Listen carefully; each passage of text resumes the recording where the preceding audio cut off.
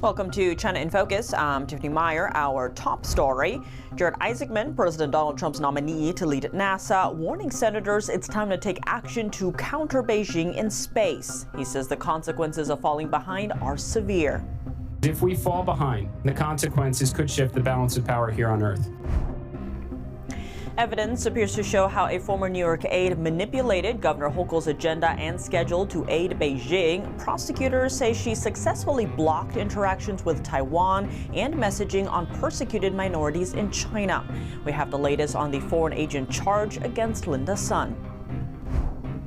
Skilled foreigners will soon have to go through stricter social media screening before they get an H-1B visa, the latest in Trump's efforts to reform immigration. Chinese leader Xi Jinping agreeing to invest more in France after meeting President Emmanuel Macron. We have the key takeaways from Macron's China trip.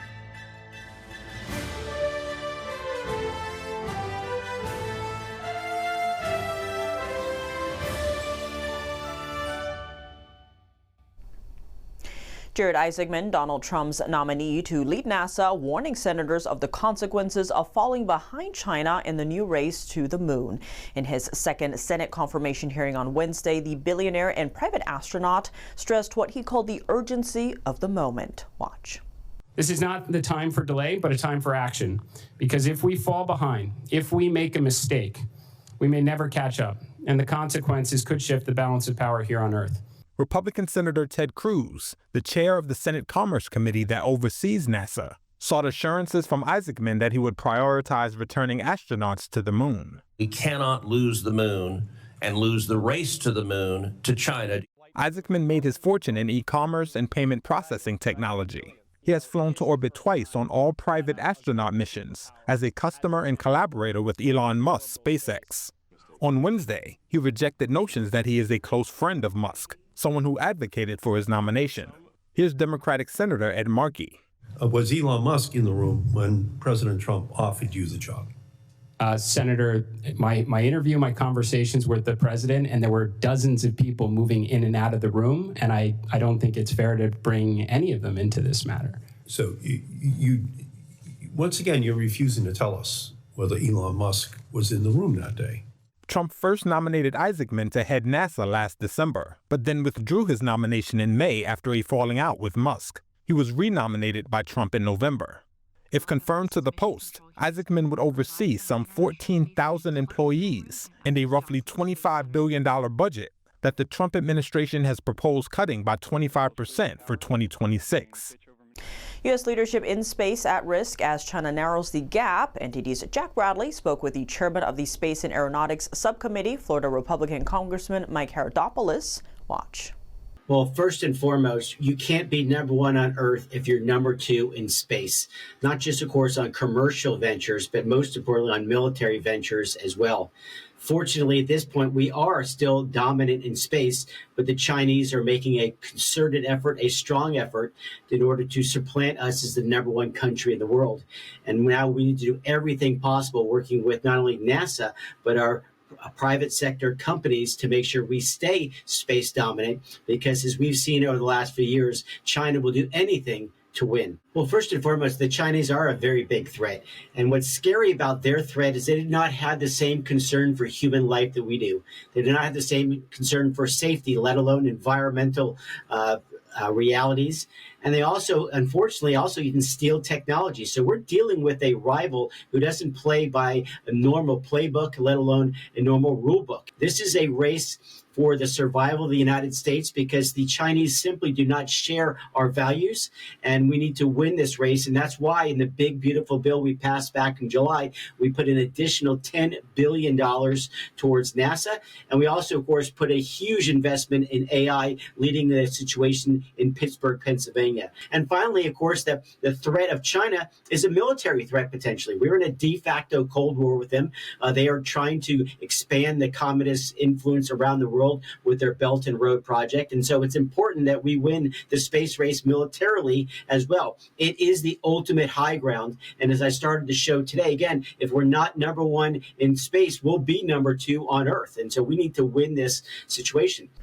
As New York Governor Kathy Hochul prepares for next year's re-election campaign, her former deputy chief of staff and go-to person for all things China, Linda Sun, is sitting through a weeks-long criminal trial. The U.S. government accuses Sun of acting on behalf of China in exchange for massive financial kickbacks. Prosecutors say messages between Sun and CCP-linked individuals show her bragging about arranging Governor Hochul's schedule to benefit Beijing. She also called China her native home in messages with the Chinese consulate in New York. NTD's Flora Hua has more.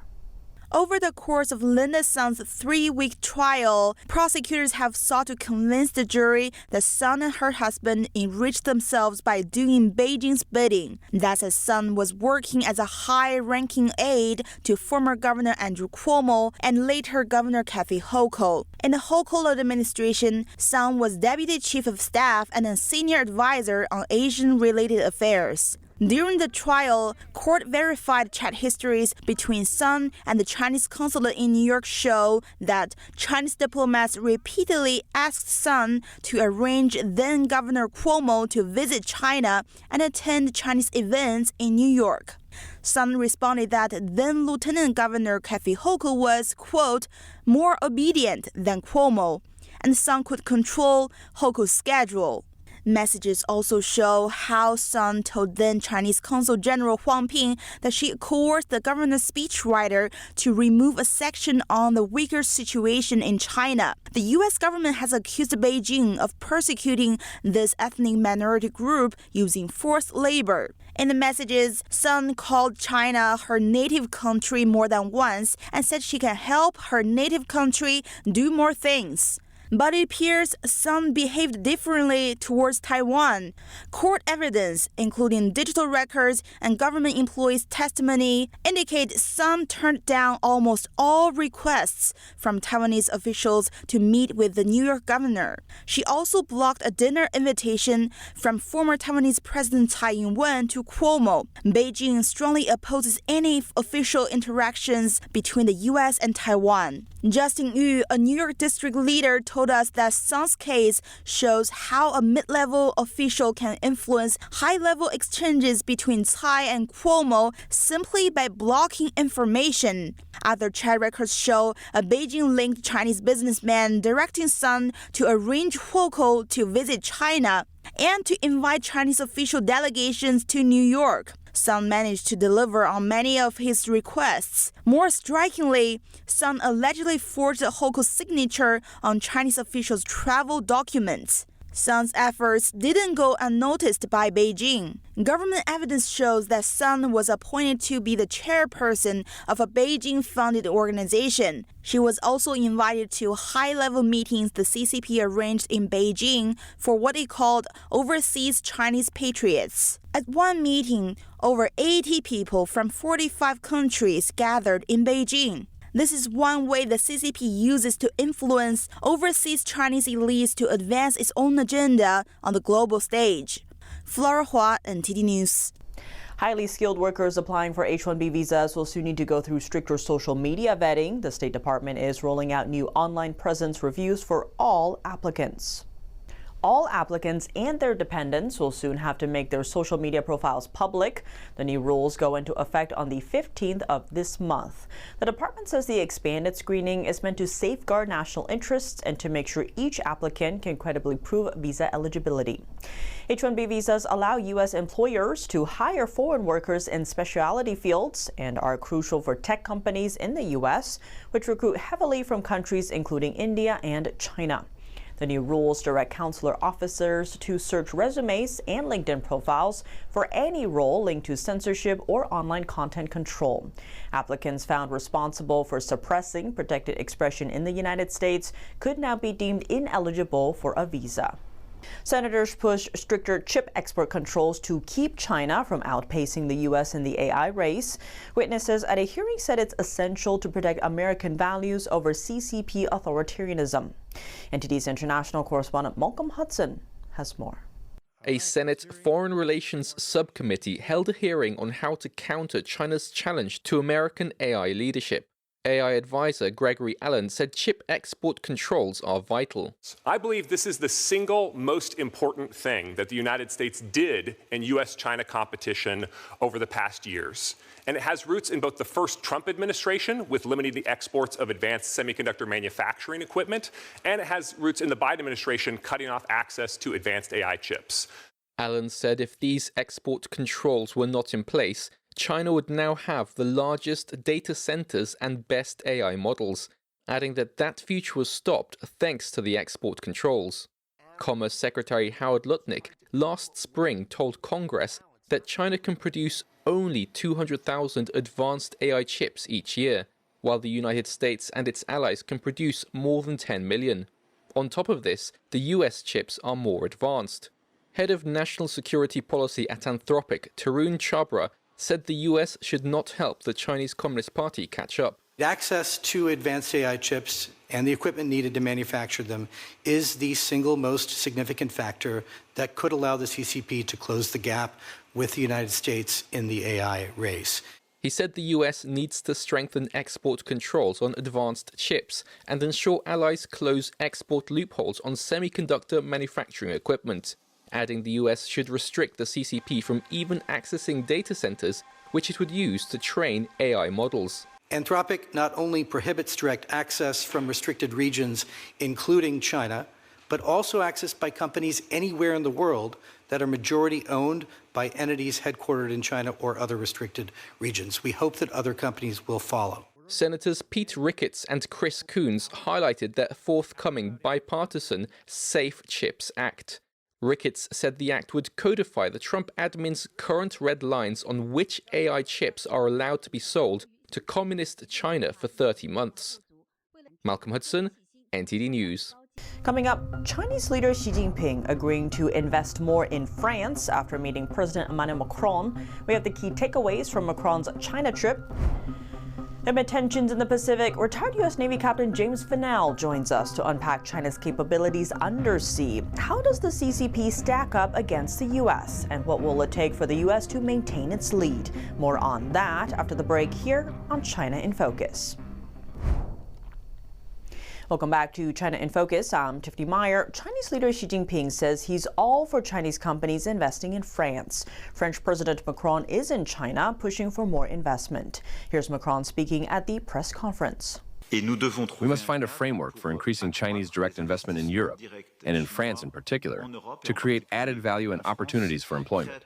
Trade with China makes up over 40% of France's trade deficit. That's more than $50 billion. The two leaders signed 12 cooperation deals ranging from bilateral investment, nuclear energy, and panda conservation. It's Macron's fourth state visit to China while in office.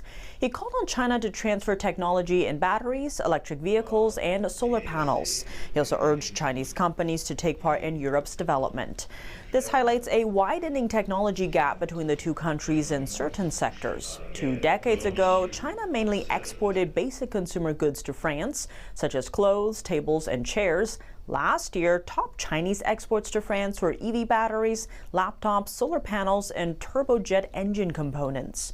France still dominates in aerospace. Its top exports to China include aircraft engines and large aircraft, followed by cosmetic products, fashion, and agricultural goods. Lyle Morris is a senior fellow on foreign policy and national security at Asia Policy.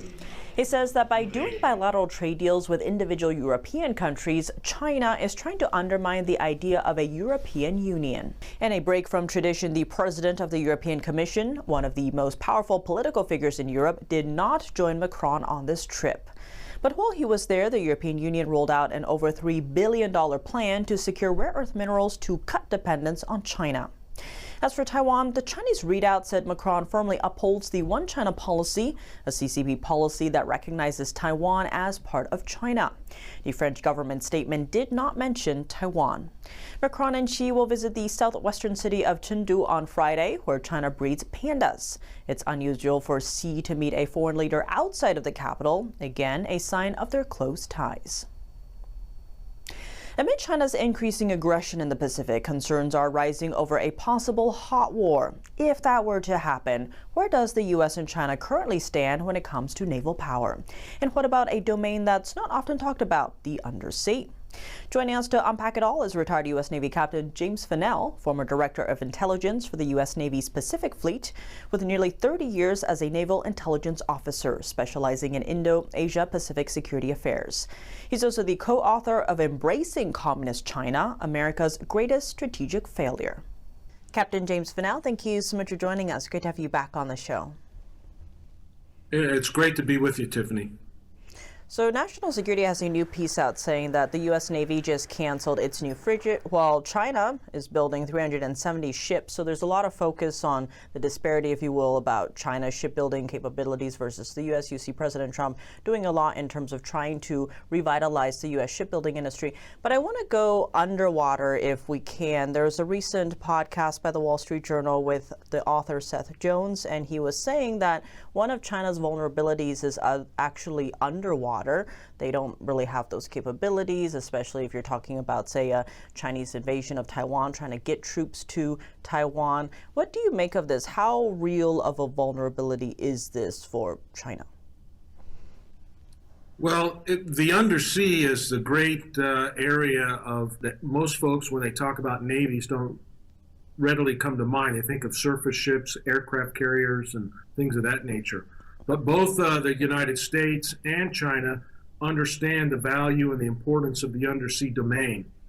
And so the United States, obviously, with our nuclear carrier force of fast attack nuclear submarines and ballistic missile nuclear submarines, that's been the staple of the U.S. Navy for, 80 years just about. And that's where we've invested our money. When I joined the Navy and was commissioned in 1986, we were just getting rid of the last vestiges of the diesel boats a couple of years before. So we've been in all nuclear submarine force for 40 years. The Chinese, they made a decision probably 30 years ago inside the PLA and the Central Military Commission on where to expand first. And there were those that argued that they should expand into the aircraft carrier program. But the submarine community won out. And so what we saw starting in the early 2000s was the Chinese going into a production rate of submarines. So the Chinese have been working for a couple of decades to build up their undersea submarine force. It's still not as large as the United States, but it's in terms of concentration of power, it is the largest submarine force in the Western Pacific, because our U.S. Navy submarine force is global. So we have half in the Atlantic and operating in the Middle East and in Europe. So they've got more submarines today inside the Western Pacific in diesel and air-independent propulsion, but not in nuclear. But in terms of, the next generation of what's coming, the unmanned undersea vehicles, or UUVs, China is now moving into that. So is the United States Navy. The dominance, or being able to dominate the undersea environment, is critically important in any kind of invasion of Taiwan. And China is kind of at an advantage but a disadvantage when it comes to the Taiwan Strait because it's relatively shallow. It's not deep water. Deep water allows for more robust acoustic detection from undersea vehicles. In a shallower water with high salinity, lots of salt, like the Taiwan Strait, it makes acoustic detections more difficult. But that doesn't mean China's not working on it. And we have documentation from the Chinese going back a decade talking about their undersea Great Wall and being able to put down sensors and arrays that would be able to detect foreign undersea vehicles that would come in, presumably the U.S. Navy. And that's like 10 years ago. So they've been working on that for 10 years. They're not where the United States is. They're probably approaching where the Russians are in some areas in terms of quieting and development of acoustic detection capabilities. There's been reports, and we've seen oceanographic research ships operating outside the first island chain in that deep water of the Philippine Sea between Okinawa and Guam. And so there's probabilities that China's been operating there, maybe laying down their own arrays to be able to have hydroacoustic capability to detect U.S. Navy and other nations' submarines. Like other areas where the PLA Navy has made great leaps, like in their carrier program. They skipped a whole generation. They went from ski jump ramps to electromagnetic aircraft launch catapults. They skipped steam altogether, which the U.S. Navy has done for 80 years about. So they skipped that and skipped a generation, skipped echelon technology. So they're probably working towards and trying to do the same in the undersea domain, whether it's through espionage, open source intelligence activities, or just their own developments. And America's plan, if you will, if there was to be a fight, would be to use our advantage in the undersea domain with our fast attack submarines with TLAMs and other weapon systems to be able to inflict great damage on a Taiwan invasion force from the PLA, a PLA amphibious landing in Taiwan. We'd want to use our submarines to impact there. But again, Taiwan Strait's shallow. Operating nuclear submarines in the shallow waters of the Taiwan Strait becomes much harder. So one of the things that I think that Admiral Paparo and the U.S. Indo-Pacific Command are working on is that they talked about this hellscape and these replicator programs for drones and autonomous vehicles. Part of that will be the ability for the U.S. and Taiwan to lay and seed mines with unmanned vehicles in the Taiwan Strait that would, cause great harm to an invasion fleet if you have mines floating in the Taiwan Strait. And we should, in my opinion, keep striving to stay ahead of them and be able to counter whatever they're throwing into the undersea domain. Captain James Fennell, as always, thank you so much for your time. Thanks, Tiffany. That's all for today's China in Focus. I'm Tiffany Meyer. If you have any feedback on the show or have something you'd like to see us cover, send us an email at chinainfocus@ntd.com. We'd love to hear from you. For on-the-clock original news coverage, visit us at ntd.com or download our NTD app. Thanks for watching. See you tomorrow.